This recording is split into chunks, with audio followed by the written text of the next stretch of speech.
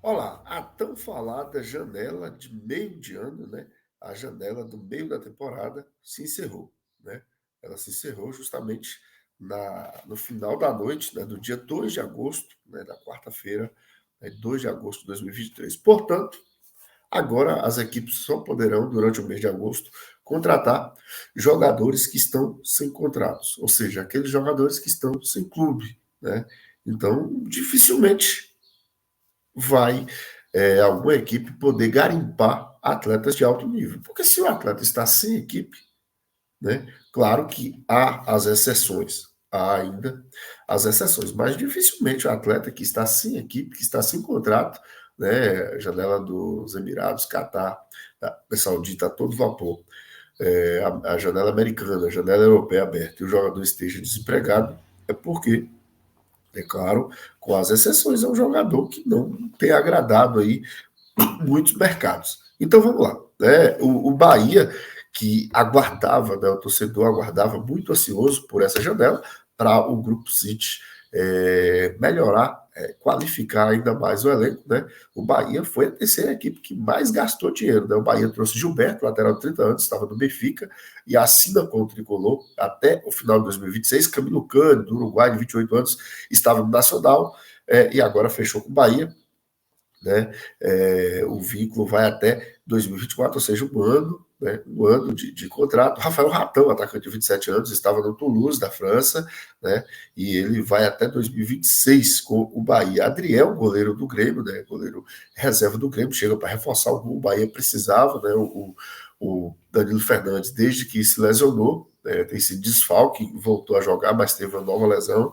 É o goleiro que já tem uma certa idade, mostrou qualidade quando foi acionado, mas o Bahia de fato precisava de mais um goleiro para dar mais segurança. O outro reforço que o Bahia trouxe, foi o último, né, até aqui, Léo Cittadini, de 29 anos, chega do Atlético Paranaense e vai ficar no Bahia até junho de 2025. Então tá aí, né, a janela do Bahia, que não teve somente chegadas, teve a saída do Juan de Chaves, emprestado de volta ao Independente Del Valle, o que eu pontuo como um erro, né, o Bahia alega que o jogador não se adaptou e retorna o jogador para sua zona de conforto, para o Equador, para o Independente Del Valle. Poderia ter emprestado aqui para o futebol brasileiro, né? Para o jogador, né, jogar na competição que ele precisa se adaptar. Para ele jogar no nível que ele precisa, ele volta para o Independente Del Valle. Lá é muito fácil a adaptação, mas e quando ele retornar para o Bahia? Ele vai se adaptar novamente, até porque ele chegou no início da temporada. Da próxima temporada ele chegará de novo no início e quem garante que ele vai se adaptar. Então acho que foi um erro. O Bahia precisava e poderia emprestar para o jogador jogar. O jogador mostrou que não tinha condição de, nesse momento, ser titular do Bahia, mas poderia emprestar, quem sabe, até para uma equipe de Série B para jogar, para sentir o futebol brasileiro. Saiu também o Arthur Salles, né? O atacante deixa o Bahia, retorna para o seu clube, que pertence também ao Grupo City. Tem também a saída do Everton, que vai ser emprestado também para. Então, o Bahia trouxe 5 jogadores e saíram 3 jogadores, né? Tem o lateral esquerdo que chega, né? Que chega lesionado, né?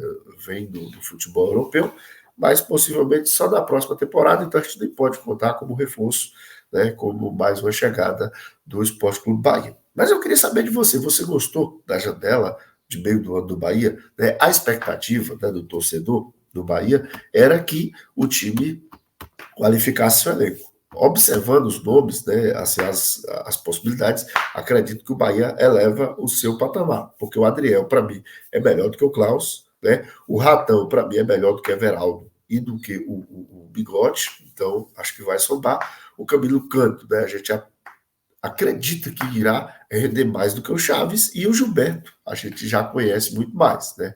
É um jogador mais confiável, um jogador que atuou na Europa, no Benfica, atuou aqui também no Fluminense, é um bom lateral direito, é uma posição carente no futebol brasileiro. Então, e o Léo Cittadini. Então foram contratações pontuais, né? Vai melhorar o elenco, mas se esperava um 9 de impacto. Eu acho que o Bahia, na minha opinião, precisava de um goleador. O Bahia tem apenas 15 gols no campeonato. Né? O Bahia está entre os 3 piores ataques da competição. E é muito claro, é muito óbvio no futebol. Para você vencer jogos, precisa marcar gols. O Bahia só marcou 15 em 17 rodadas, ou seja, tem A terceira está entre os 3 piores ataques do Brasileirão. Então o Bahia precisa evoluir, né, muito para vencer. O elenco do Bahia foi um elenco que se qualificou, mas não foram jogadores, assim, não são jogadores que mudam o patamar completamente da equipe. Então o que o Bahia precisava fazer nessa janela para mudar de patamar? De fato, era trazer jogadores diferenciados. Eu acho que o Bahia trouxe jogadores que vão somar ao elenco, né? Vão ter uma qualidade, em alguns casos, um pouco acima dos que aí estão. Mas eu não vejo também jogadores de um patamar muito acima do que estão. Então, para o Bahia dar para ter esse crescimento assim, bem impactante, o Bahia precisava mudar, como eu disse, o seu nível de jogadores. Agora, a outra possibilidade, né? A outra possibilidade que resta ao Bahia é mudar de treinador. Porque se o Renato Paiva tem um elenco, né, que o Grupo City, na minha opinião, ele avalia que o elenco é bom, porque as intervenções foram feitas pontuais para agregar ali e aumentar até o número de jogadores, né? Chegaram 5, saíram 3. Então, ganha um pouco de qualidade, né? Ganha mais peças de reposição para entrar e atuar nos jogos. Mas o Grupo City, eu acho que com esse movimento, entende que o elenco ele é razoável, que o elenco é bom para a permanência da Série A. Mas outra forma de mudar, de tirar mais desse elenco, na minha opinião, e o Grupo City, para mim, que caminha nessa direção, é a mudança de treinador. Porque se não traz peças para dar um grande impacto no elenco, a outra forma de impactar o elenco, de melhorar e subir o nível de atuação, né, e de competição do Bahia é mudar para um treinador que se comprometa, né, ou pelo menos se cria a expectativa de tirar mais desse elenco. Eu acho que o Renato Paiva, já falei aqui, minha opinião, é um treinador que eu acho um bom treinador, tem bons conceitos, mas eu acho que ele ainda não está pronto para o futebol brasileiro. Eu acho que o Renato Paiva chega ao Bahia na hora errada, né? Um processo que eu vejo muito parecido é a questão do Fortaleza. O Vojvoda é um grande treinador, mas assim, fica a pergunta: o Vojvoda conseguiria fazer o trabalho que fez se o Rogério Ceni não tivesse feito o trabalho que fez nos 3 anos anteriores à chegada do Vojvoda? Então eu acho que tem isso também. Eu acho que o Renato Paiva poderia ser um treinador do Bahia, né? Ou aqui no futebol brasileiro da Série A, no outro momento. Eu acho que nesse momento o Renato Paiva dá sinais claríssimos de que não consegue mudar jogo. Por exemplo, ele prepara bem, já falei sobre, ele prepara bem o time, ele começa as partidas muito bem, né? Tem um entendimento muito bom da equipe adversária, estuda muito bem, prepara a sua equipe, só que durante o jogo, os outros treinadores têm conseguido surpreender o Renato Paiva. E o Renato Paiva não consegue surpreender durante o jogo. O Renato Paiva ele demora a entender a dinâmica, o andamento da partida, e isso tem prejudicado o Bahia, na minha opinião. Então, o Renato Paiva é um exemplo muito claro por aqueles 3 jogos contra o Grêmio, né? Foi escancarada a forma como o Grêmio usou a lateral, né, direita do Bahia, pressionou ali em cima do Cicinho nos 3 jogos e saíram gols nos 3 jogos da mesma forma, né? O Grêmio dobrou a quantidade de jogadores daquele setor, seu setor esquerdo de ataque, e o Renato Paiva demorou a perceber, né? Então o Renato Gaúcho, durante o jogo, ele mudou o jogo, e jogo que o Bahia estava muito bem, principalmente o jogo lá de volta da Copa do Brasil da Arena do Grêmio, onde a equipe do Bahia fazia um grande jogo, teve grandes oportunidades desperdiçadas, e entra outra questão. Se o Bahia tem um grande centroavante naquele jogo, talvez o Bahia tivesse matado o jogo, feito os 3 gols logo ali e matado o jogo. Então, faltou, eu acho que a grande decepção do Bahia nessa janela é de fato o goleador, o camisa 9, traz um jogador de peso, um jogador goleador, né? Eu não diria nem o camisa 9 que o Bahia precisaria nessa janela, precisava de um goleador, um jogador que tem fome de gols, um jogador que marca muitos gols.